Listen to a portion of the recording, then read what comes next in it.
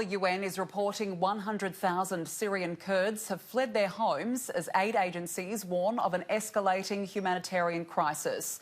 Turkey began its military offensive on Wednesday after the US pulled out troops which had been fighting alongside the Kurds against Islamic State. Sky correspondent Stuart Ramsey has more. A funeral cortege makes its way through the baked, dry and dusty farmlands of northeastern Syria.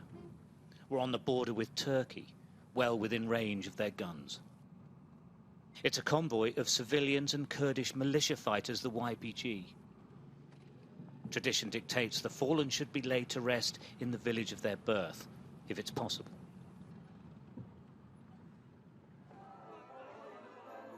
At the cemetery, the bodies of the two men are taken by their families and fighting comrades. Joan Cello was a 7-year veteran.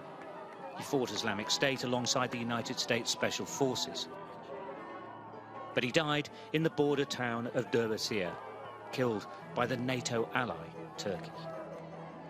There's pain and anguish as you'd expect at any funeral, but there is anger here as well. All of these people feel betrayed by the United States. They expected nothing more from Turkey. They've been waiting for it.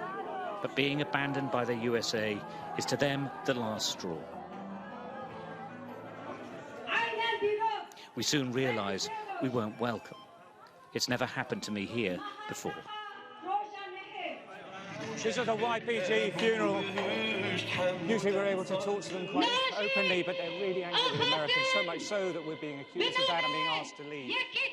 They're really, really defiant. And this is a sort of atmosphere that's growing in every town because people are being killed all along the borderline here.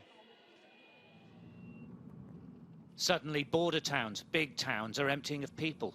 The attacks from the Turkish guns are doing the job its government wants, to flush out the Kurds from their homes along hundreds of miles of border. It can be called many things, but it's being cleansed. Tens of thousands are on the move. Derbasir has been attacked constantly. They can't resist this. Look how near Turkey and its military are. The few who are left are taking what they can, emptying homes and shops. This man tells me he has no choice but to take his family to safety. But he insists he's coming back.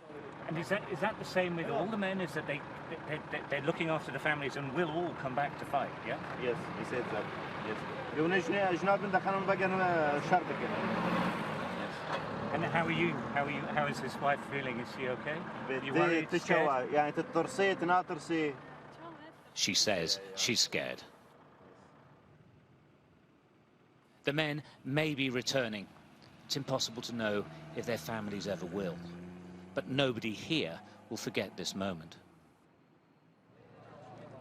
And a sign of how dangerous this is becoming, a car bomb in the city of Kamishli, the effective regional capital.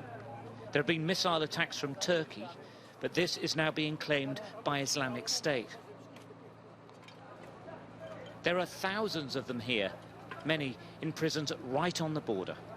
In reality, Turkey's simple buffer zone plan really isn't that simple at all.